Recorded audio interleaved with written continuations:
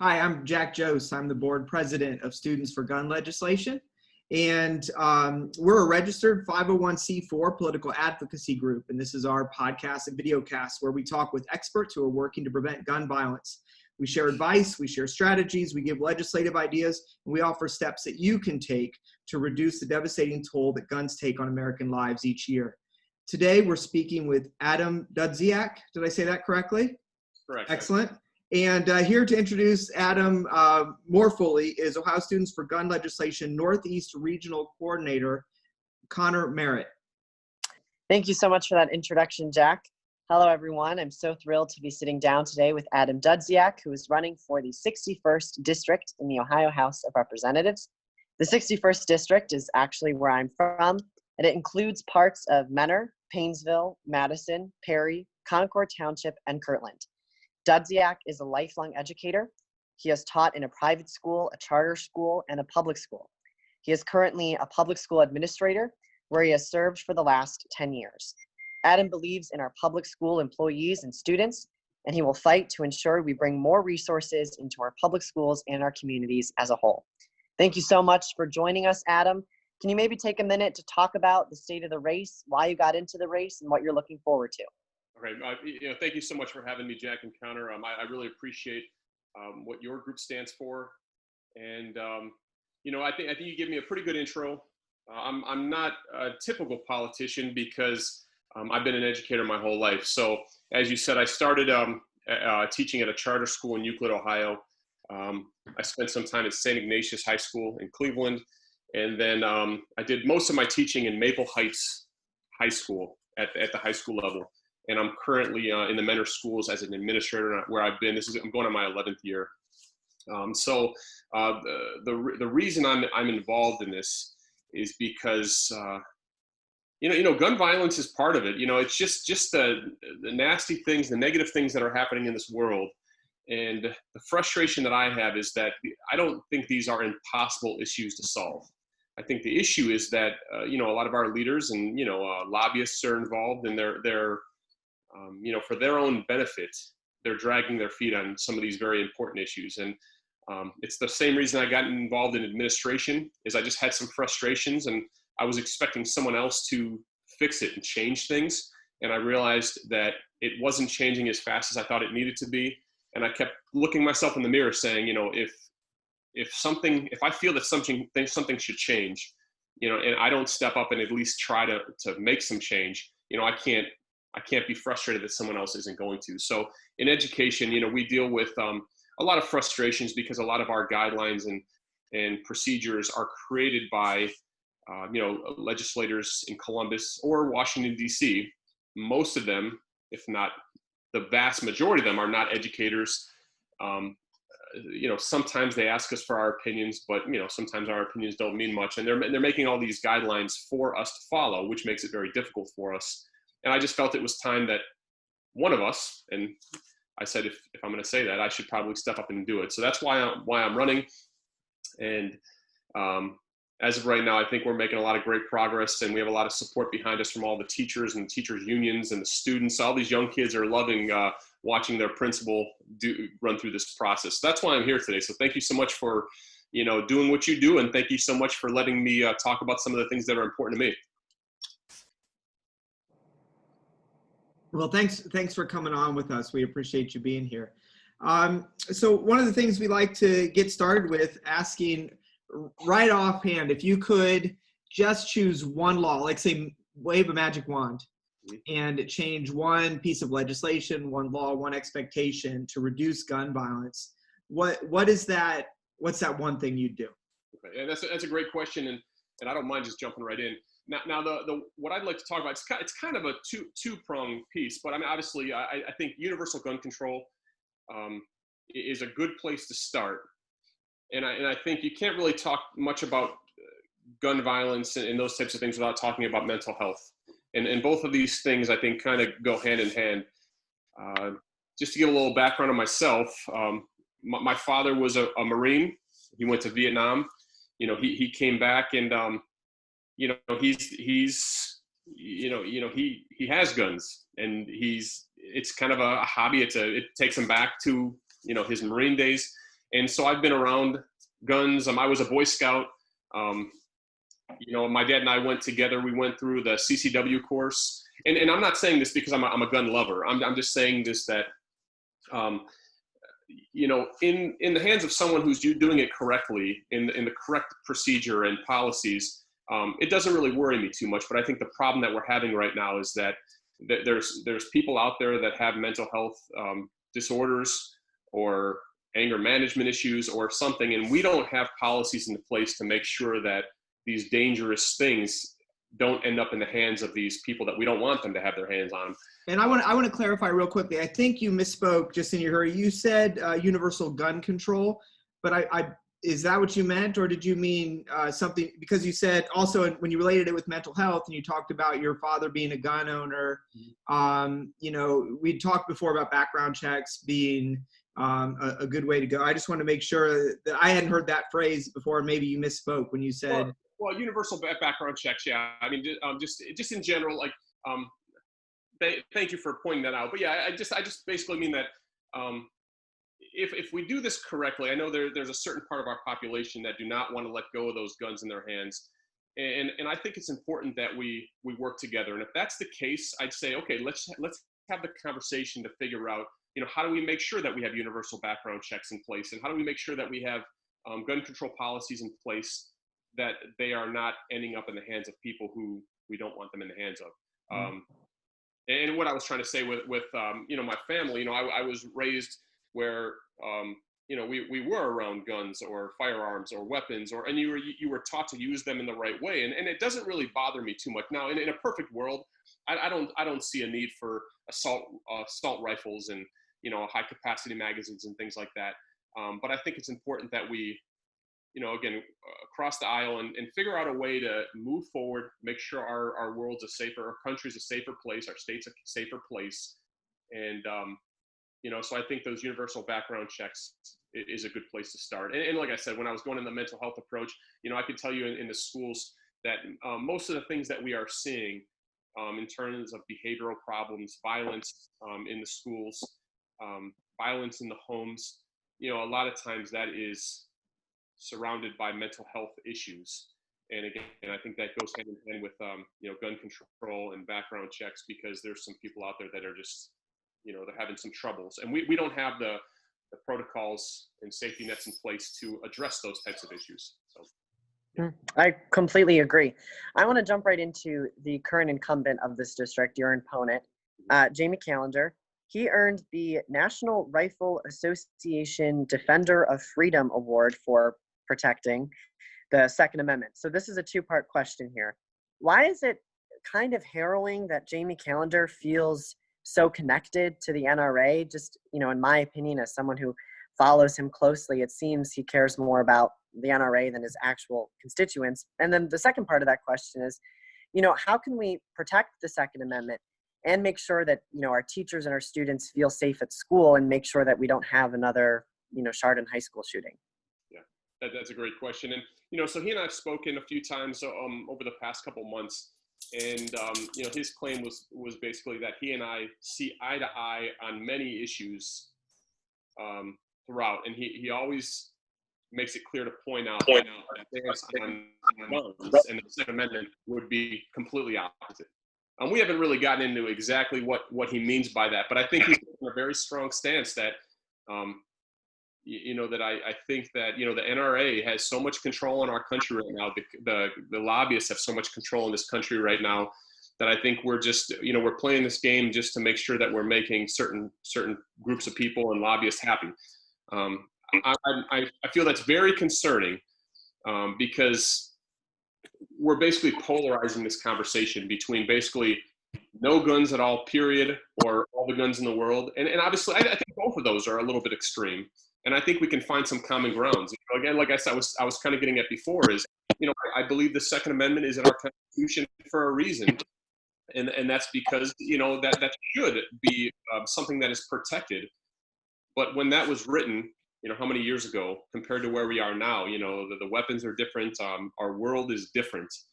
And I think it's just time that we say that we do our best to say that the NRA doesn't want us to in my community. You know, I'm gonna stand up for my community. I'm gonna stand up for the people in my community. I'm not bought and sold by any type of lobbyists.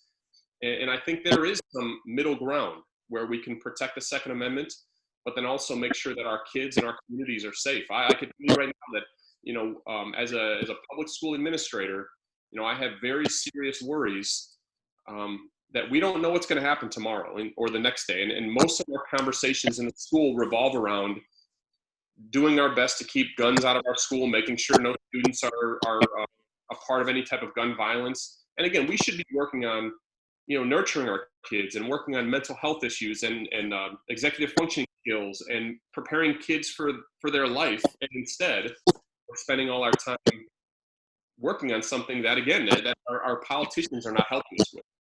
So I think it's a frustrating process, but I keep I'm out in our community and I keep telling people that, you know, I'm here to make sure that we are moving forward as a community. And I'm not really sure that my opponent or a lot of the legislators right now have the same concerns.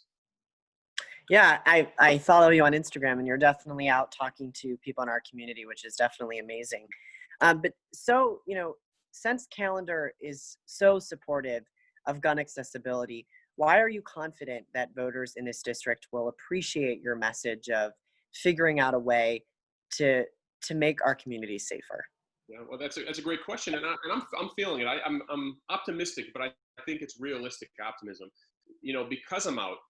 The first reaction I get from people when I'm out, and again lately it's slowed down a little just because of all the COVID situation. But we've been trying to get out with our masks on and working with social distance and meeting people outside. The first thing they say is they're very surprised that they're actually seeing someone, you know, running for an office out in the community. And the second part of our conversation always kind of goes to that they're frustrated because, you know, again, they don't feel their voices are heard. And also that there's, like I said, with the polarizing situation of our politics is frustrating to a lot of people out there in the community. So what I'm telling them is that, you know, when I get elected in November, you know, I'm getting elected with the mentality of I'm going to represent every single person in Lake County. So that could be anyone from the hardcore NRA gun lovers to the others who just they want nothing to do with guns at all. And I want them to know that I'm here to have a conversation. If they want to have a conversation about why their AR-15 shouldn't be taken, we may agree to disagree on certain topics, but I want them to know that they can contact me and I'd be willing to have the conversation and try to find some middle ground. Because if we don't find middle ground, nothing is going to change ever. And we've seen that I mean, you know, I guess, you know, I was in school when the Columbine shooting happened. And since then, you know, how many times have we said, you know, the thoughts and prayers out to the victims, the thoughts and prayers are out to the victims. And the days go by, the weeks go by, the months go by, the years go by, and nothing changes. And I think that's because each are taking such hard stances and no one's willing to have the conversation. You know, my approach is to say, we have to move forward. We have to make sure that our communities are more safe, especially our students in our schools. And if it takes some compromise and meeting somewhere in the middle, I'm willing to do that as long as we're making sure our kids are safer. Yeah, and I think the struggle that we've been finding, and as we've talked with candidates across the state, the struggle is like I feel like we're offering a middle, and no one's coming to it. We talked with Desiree Timms, who's running for Congress in the area that encompasses Dayton. And we harkened back, actually, just a couple months ago, we passed the 1-year anniversary of the Dayton shooting when the governor went down to offer thoughts and prayers. And the crowd interrupted him just chanting, "Do something," because once again, it was the lives of young people that were torn apart by these bullets. And you know, it has to stop, right? Enough is enough. We have to end it somehow. How do we get someone to come anywhere in the middle when even a once legal assault rifle ban can't be discussed again? What do you think is the way to do that? I think you lead with my father used to own guns. I'm not afraid of guns. They're useful. Is that the way that we get people to the table? I think so. Well, can I just digress a little bit? First of all, I want to say I watched Desiree's interview. I think you guys did a fantastic job working with her. And I also saw the rap video she was talking about. I thought it was really cool. So she Wasn't did a it phenomenal job. brilliant? And the second thing I want to mention Dayton, because my brother is actually a lieutenant in the fire department and the paramedic squad in Dayton. And he was literally one of the first responders at the shooting. Actually, our president, Donald Trump, actually went and visited him and part of his crew. And it was nice for them to get the recognition, obviously, for a very devastating situation that happened. But again, I don't want to pretend like I have all the answers, because again, we've been dealing with this not since 1999 when Columbine happened, but I mean for who knows how long before that. I mean for as long as we can remember. But especially our current political situation, from our politicians down to our citizens in our communities, we've created this just really negative environment where if me being the Democrat on the Democratic side of things, if I get any leeway on my side, or if the Republicans give any at all, they see that as a loss. And the same thing, a lot of Democrats, vice versa. If we give even an inch to the Republican side, we view that as a loss. That's the community that we're in right now, and that's a really bad place to be. So I think, like you said, I think I'm one of the people that can help move this initiative forward. Because being an educator, I've been saying this a lot when I'm out and about in our community. We have 2,500 students at my school. And for the record, I'm not speaking for my school. I'm just speaking personally for myself. Of course. That 2,500 encompasses everything from Democrats to Republicans, independents. We have the gifted top of the class. We have the bottom of the class, special needs, Black, white, Asian, and everything in between. And as an educator, when someone comes in the door, it's our responsibility to work with every single one of them. And basically we individualize every single kid. And that could be challenging, but that's what we do as educators. Every teacher, every principal, I give them so much credit. So I want to take that mentality and bring that to the State House in Columbus to say that, again, before, we have two extreme opposites right now between like the NRA gun lovers to the other side. But I think that we are all in this community. We all have kids that we care about. When we go to the malls and the movie theaters, right now we all have to worry about someone walking in that back entrance with a gun. We all have to deal with that. And I think if we just approach this by saying, if the Democrats lose, the country loses. If the Republicans lose, the country loses. We're all in this together. But I just think a couple very loud voices right now are doing their best to divide us. And I just think we need to get back to knowing that, we can agree, we can disagree, and we can still be neighbors and, positive influences on each other. So I guess that's where we start. I'm not going to say it's going to be a magical solution. It's just going to solve itself. The one thing that I've always been, and like Connor says, if you follow me on social media, I'm not afraid to speak out, whether you like it or not. And I always put it out there to say, here's where I stand. If you have a differing opinion, you want to talk about this further, let me know. I'm accessible. It surprises me how inaccessible some of these people are. I mean, the community says they're contacting our local politicians and they won't even respond back. That would be unexcusable in a school setting or in a business setting or a doctor's office setting. Like in the rest of the world, that is totally unacceptable. But for some reason, our politicians feel that they can answer the phone call for 50% of their constituents, but the other 50 are just blocked out. So I think we're moving in the right direction, and I'm seeing a lot of good signs in the community, even on social media, that I think we're going to see some big changes in November. Obviously, we can't let up now. We got to keep working, but there's a lot of high level topics that we need to discuss. Obviously, gun violence is way up at the top.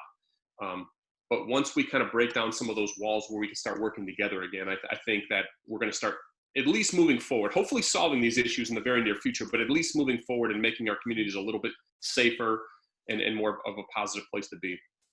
Yeah, I completely agree. And I love what you said about working together. I want to talk to you pivot a little bit on another high level issue that you have been vocal about on social media, but I'd like you to elaborate here.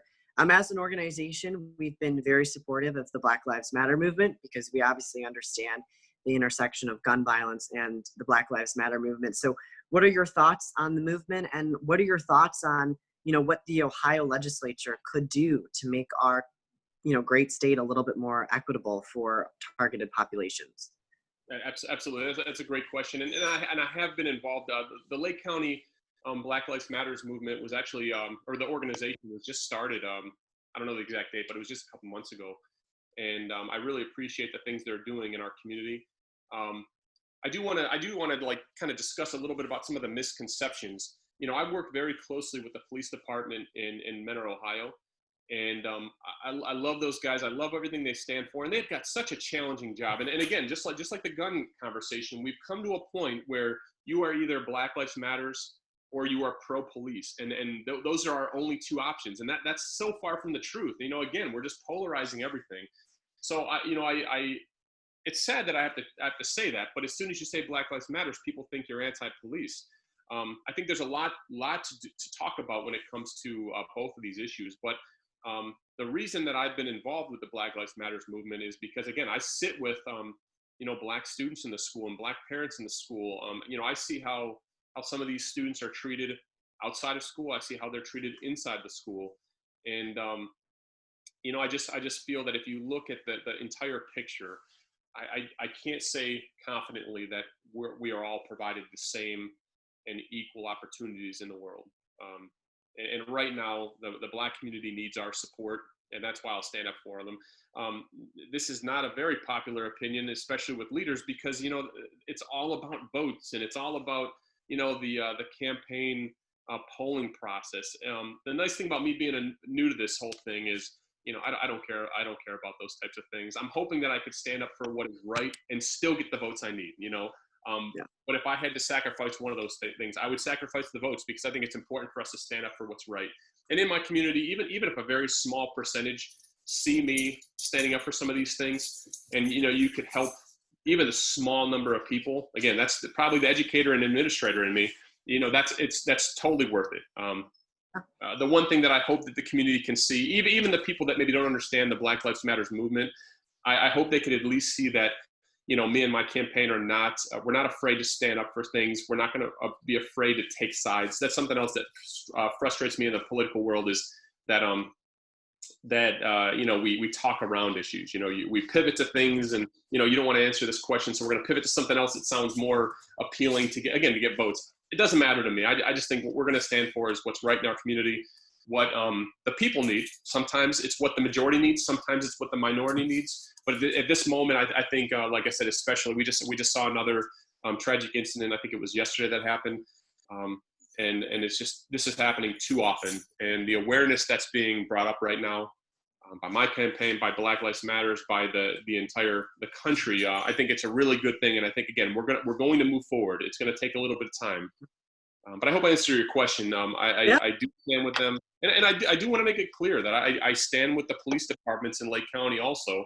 I hope with the Black Lives Matters movement, I hope these police officers in our communities start having less of a stressful job. I mean, it's always going to be stressful, but right now I know we're in a tough situation where they're struggling because certain people, especially in the Black community, they feel like they're being profiled.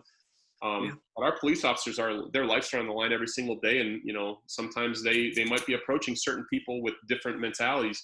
But that's just the situation we're in right now. And again, we need to start moving forward so both can start living a better life. But I do stand with the community, though. Yeah, well, I wish we could talk for hours, but unfortunately we are running out of time. Thank you so much, Adam, for sitting down with us. And we're really looking forward to flipping this district up here in Northeast Ohio.